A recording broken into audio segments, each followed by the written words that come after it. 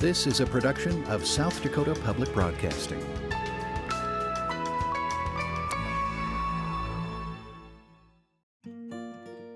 The history and the culture of the town of Sisseton is deeply intertwined with that of the Sisseton Wahpeton Oyate.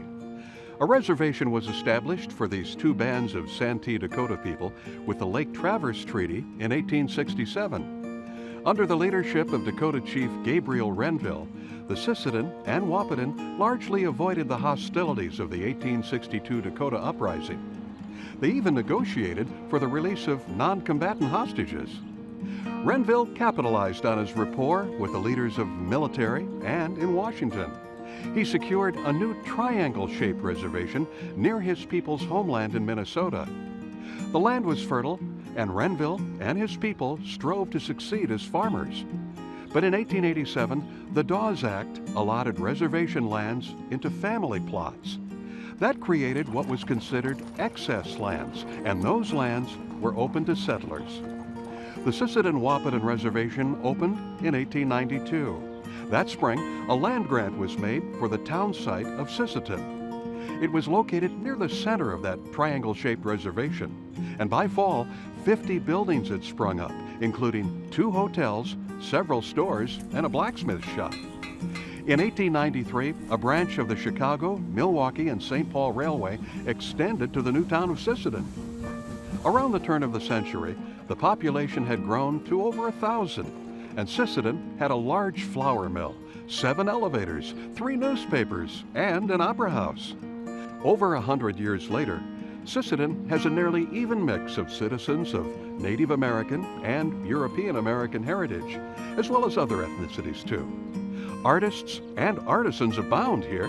There are paintings by the great Paul Warcloud at several locations. Tribal headquarters is a few miles south at Agency Village, while here in Sisseton, the Stavig House Museum documents the story of industrious Norwegian immigrant families. Welcome to Dakota Life, and greetings from Sisseton.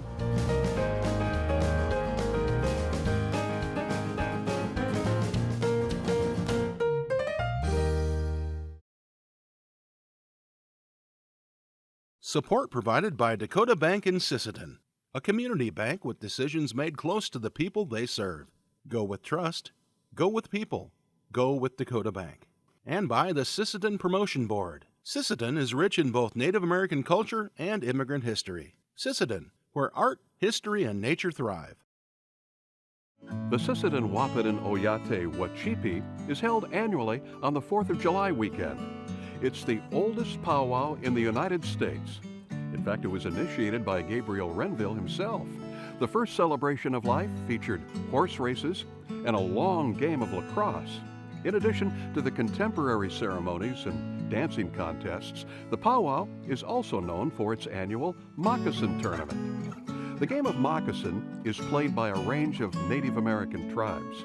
The Dakota version of the game is said to have originated long ago in a time of famine. You see, there were 2 hunting parties that found elk in a disputed territory. To keep the peace, they devised a game that involved chance and sleight of hand. All the moccasins were lined up with one hiding an arrowhead inside. Players took turns striking the moccasin they thought contained the arrowhead with their bow. Legend has it that the first winning team became the stewards of that elk herd.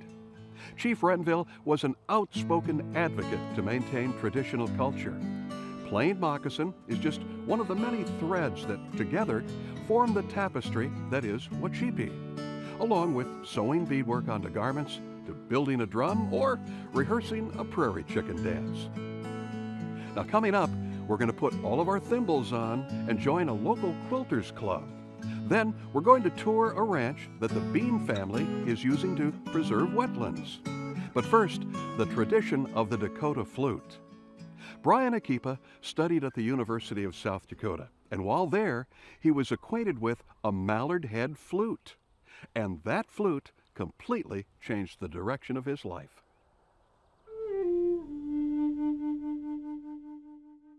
Even at a young age, Brian Akipa has been an artist.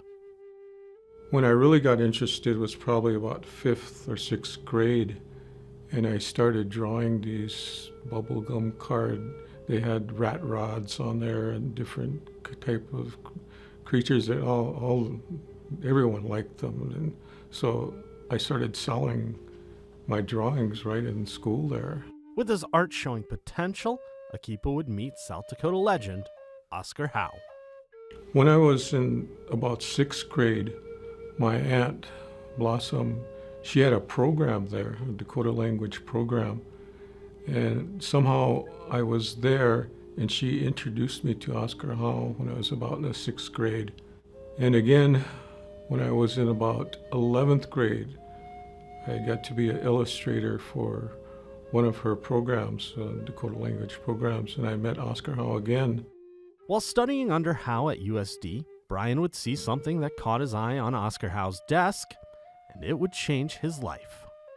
He had a mallard head flute on his desk, really similar to this. So I ended up asking him if I could study and draw that flute. And he said, yeah. So I spent a lot of time with it and drawing it and looking at it from every angle and inside and everything you could think of. And I sketched it and measured it. And finally, I thought it looked like I could make one. Now all that was left to do was learn how to play. People didn't really like me hearing it at first, so they kind of didn't want me to hear tooting around. So I don't think didn't sound too good. And so over time, just practicing and knowing more and having more confidence and learning from David Marks and Norman Blue, learning that and being able to play, I just slowly got better and better. And his practice led to recording a couple of albums, which got Akipa a Grammy nomination, multiple Native American Music Awards, an invite to perform with the South Dakota Symphony, and even one award that required a call from South Dakota Senator John Thune. He said, I want to congratulate you. You're a National Heritage Fellow. The National Endowment of the Arts has selected you for the fellow. So he was the first one to tell me about that, and so they give you this medallion. So that was a big award. Through his success with music, Akipa never gave up his passion for art, deciding to master a new craft in digital art, hoping this new trend would be the future of Native American art. And when I heard about digital art, I said, that's it. That's where it's going. I have to try it. I have to learn it. And so even Oscar Howe really influenced me to go out and seek and learn how to do digital art. He says he doesn't know exactly what the future for Native art is, but he says he knows it'll be strong because he laid a foundation, not only him, but he has other contemporaries and other friends that he had during his lifetime that laid down a good path for the upcoming Native artists. He says he doesn't know what it'll be, but he said it'll be strong because you have a good path to follow.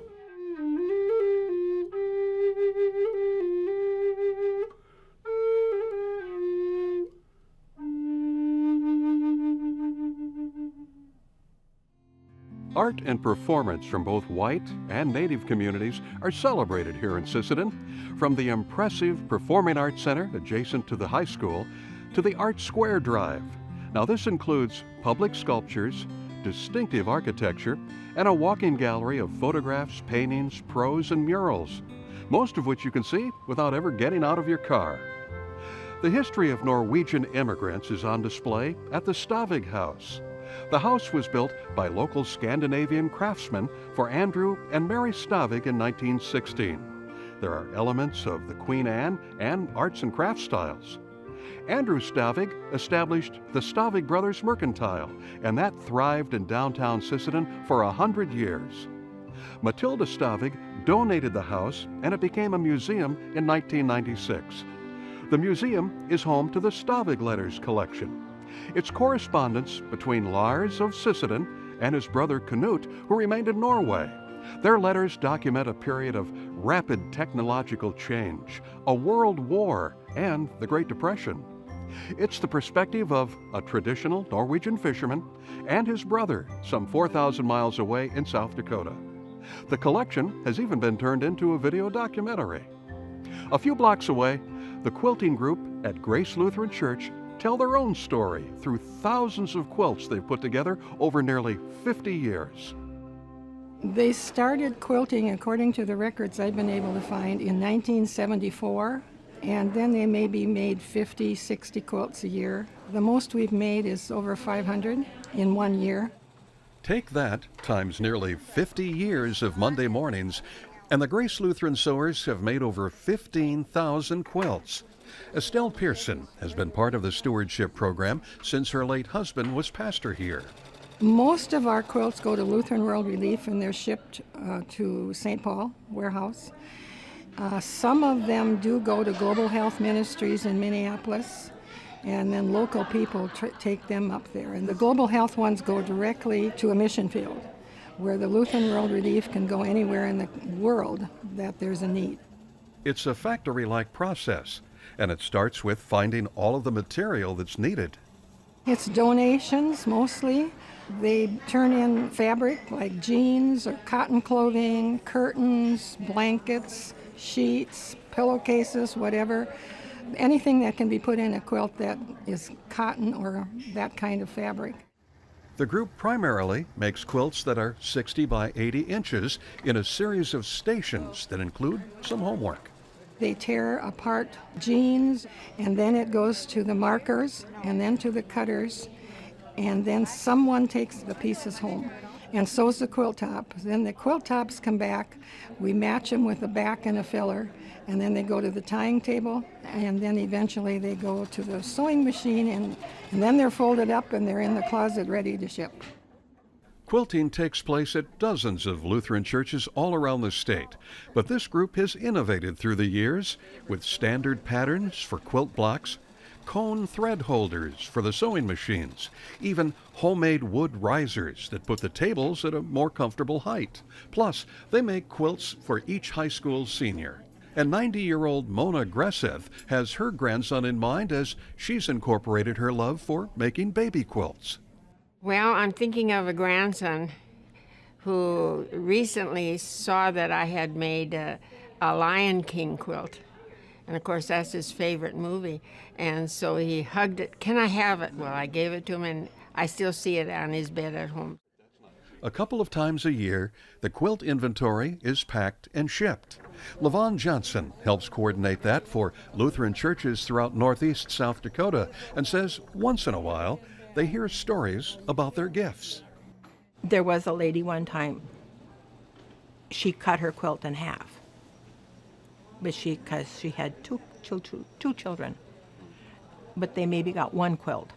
Or for them too, if they have a guest, it is like a custom, they sit on your quilt. That quilt is used many, many different ways. Part of it is the need, but it's also that they know that someone else loves them and cares for them and wants to help them. That's sort of the ministry behind quilt making. But what they know when they meet each week is how much they appreciate their time together. We look forward to Mondays, and you can see we enjoy the, what should I say, half-hour coffee break. The quilters of Grace Lutheran Church are leaving a legacy of a generous community, helping people in need at home and throughout the world. The legacy of the Santee Dakota heritage is embodied by the 4 larger-than-life Dakota drummers atop the Song to the Great Spirit building at Sisseton-Wahpeton College. Local artist Victor Runnels worked with architect Dean Marski to design the drummers. There are paintings by Paul Warcloud at the tribal headquarters building nearby, and by other local artists who make traditional beadwork with porcupine quills. Sisseton's Nicollet Tower rises 75 feet above the landscape. It gives an expansive view into 3 states. The tower was built as a tribute to Joseph Nicollet, a French cartographer who explored and mapped this area for the U.S. Topographical Corps in the 1830s. The Interpretive Center nearby holds a mural of Nicolette's meeting with Chief Wonton II. His people lived just east of here, near Lake Traverse. That band eventually settled at the Spirit Lake Reservation in North Dakota. Well, you can't see it from the tower, but you can on the map. It's the Continental Divide. It runs through this part of Roberts County, and that means the water from Big Stone Lake flows south to the Gulf of Mexico, while the water from Lake Traverse north onto Hudson Bay. Sisseton is located near the center of the Lake Traverse Indian Reservation. Approximately 12,000 members of the Sisseton Wahpeton Oyate live on that reservation, which covers most of Roberts County and stretches into 6 more counties, including 2 in North Dakota. Tribal history is preserved in the stories and artifacts that are passed down from one generation to the next. A branch of the tribal government is working to archive those stories and artifacts. And as SDPB's Brian Gevick learned on a recent visit to the reservation, an understanding of the tribe's past may be the key to understanding the tribe today. This is the Sisseton Wahpeton Tribal Administration Building, and this is where our current archives and Historic Preservation Office are housed. This building also includes like our tribal court. Tamara St. John is the historian, archivist, and curator of collections for the Sisseton Wahpeton Oyate. She learned about the history of her tribe and culture mostly from her elders and not so much in school. Most of us have grown up in an education system that talks about history, American history. You know, history began when Columbus arrived. And for us, you know, it's our own history. We tell our own history now. When the Dakota were pushed out of Minnesota and relocated to the Lake Traverse Reservation in Dakota Territory, they found evidence of earlier Native occupation in the form of burial mounds. They knew that they were among relatives. These are the resting places of our ancestors. Now, anthropology will often identify those places as being like mound builder or Oneota mounds and some of those things. But for us, we know them to be places where the Dakota held them to be sacred and continued to bury into them. Archaeological digs done at the end of the 19th century unearthed metal buttons and even rough caskets that could only have come from relatively recent burials. Many artifacts were removed from the mounds and shipped off to museums. Sisseton Wahpeton, since the early 1990s, has been involved in bringing back thousands and thousands of the remains of our relatives that were taken from the burial mounds here. Tamara St. John believes that understanding what happened to Native peoples in the past is vital to understanding why things are the way they are for them in the present. The things that we've gone through, the fact that we have survived so much is really important because it results in this sort of devastation and the social issues and things that you see today. Thank you, Mr. Speaker. St. John has been a Republican member of South Dakota's House of Representatives since 2019 and serves the 4 northeastern counties that include the Lake Traverse Reservation. So as a legislator, I often am sitting in a committee room and we're looking at data, whether that is the suicide rate or poverty rate or whatever it might be. We look at those things and how those things impact our finances, but we don't look at how things became that way. And I think that's an important point.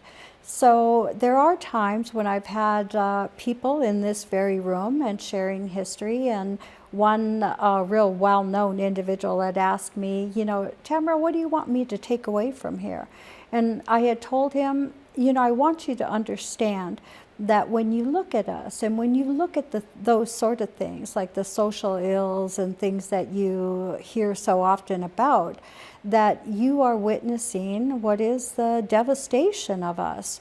And what's happening now is our recovery. We have survived in a really amazing way, and here we are. St. John and others would like to see a new museum that could attract more visitors coming to the reservation.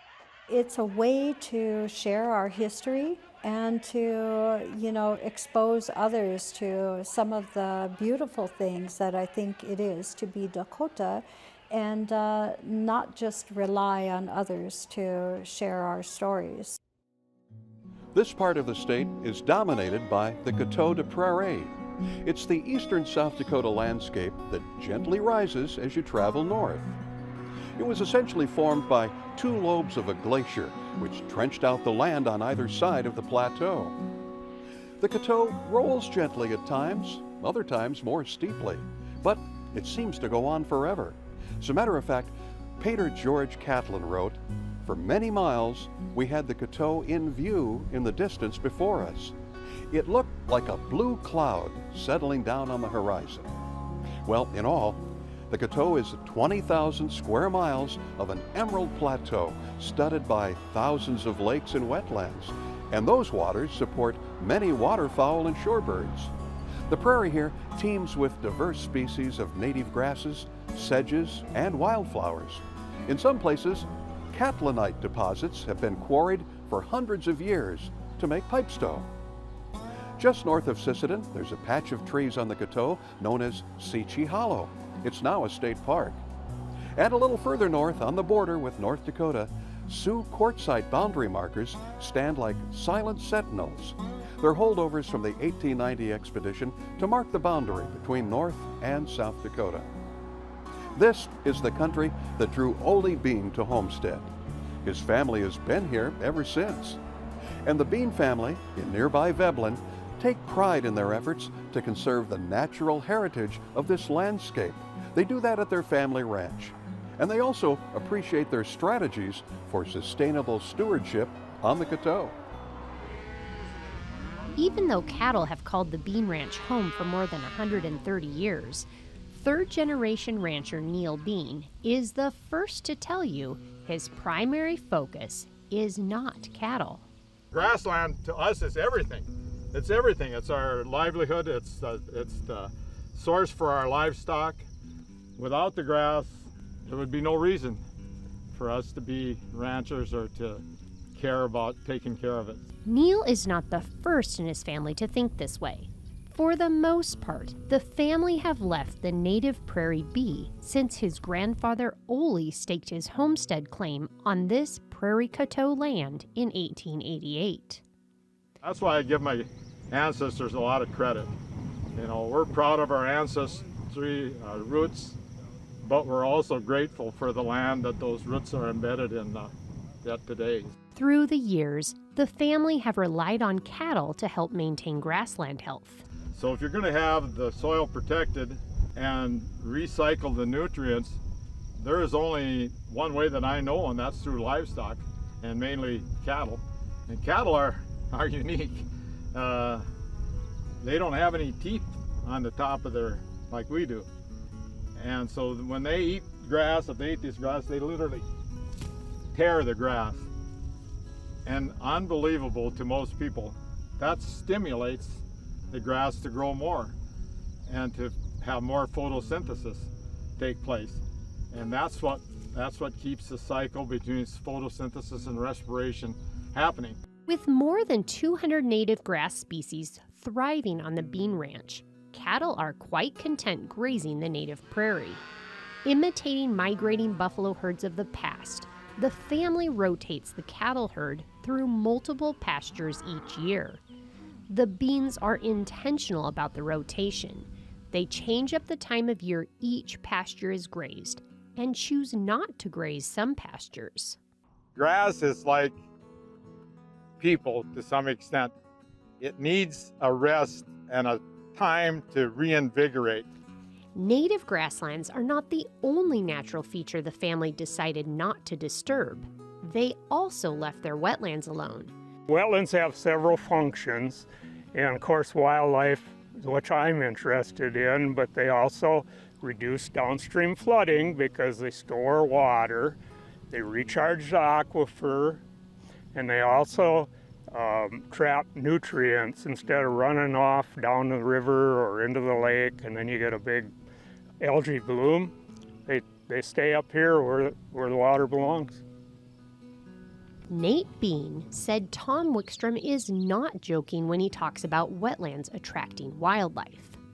There's lots of wildlife. That's probably one of the things that my grandpa and I are the most proud of, probably almost equivalent with the cow herd, you know, having the deer and the birds and the ducks, geese, everything that you have. And we have some of the most turkeys around in the area here. You know, people notice that too. And I can sit on the porch of my house, drink a cup of coffee in the morning and just watch like 3 or 4 does walk around and kind of eat some grass in the morning and stuff. And that's also a big part of the decisions and the management that goes into how we manage this place. Nate Bean is Neil's grandson.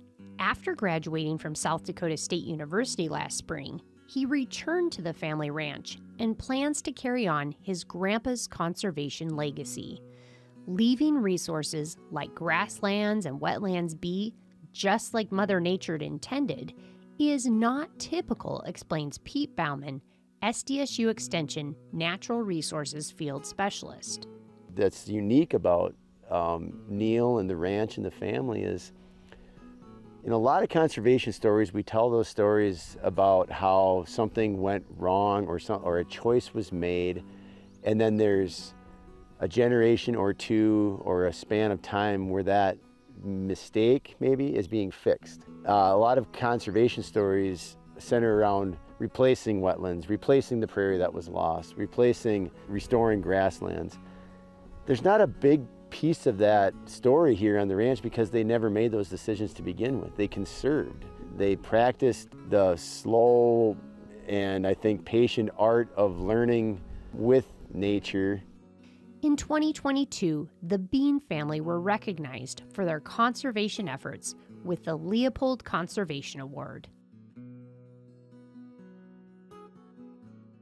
The town of Sisseton grew out of the opening of the Sisseton-Wahpeton Reservation. The reservation itself, it's an arrangement won by peacemaker Gabriel Renville during a time of turmoil. Relations among peoples here have a complex history, but there is shared pride in distinct cultures on display all throughout the area. But there have been catalysts for cooperation, whether it's Brian Akipa performing with the South Dakota Symphony or Victor Runnels, his collaboration with Dean Marski at the Song of the Great Spirit building. Gabriel Renville utilized Euro-American farming practices on his reservation, and the Bean family incorporate indigenous ethics of land stewardship at their ranch. There is some evidence of a collaborative history and future. This is a uniquely diverse little town nestled in the shadow of the Prairie Coteau. You can revisit our stories about Sisseton and all of the other communities we visit at sdpb.org/Dakota Life. Thanks for coming along. I'm Larry Rohr, and for all of us at SDPB, thanks for watching.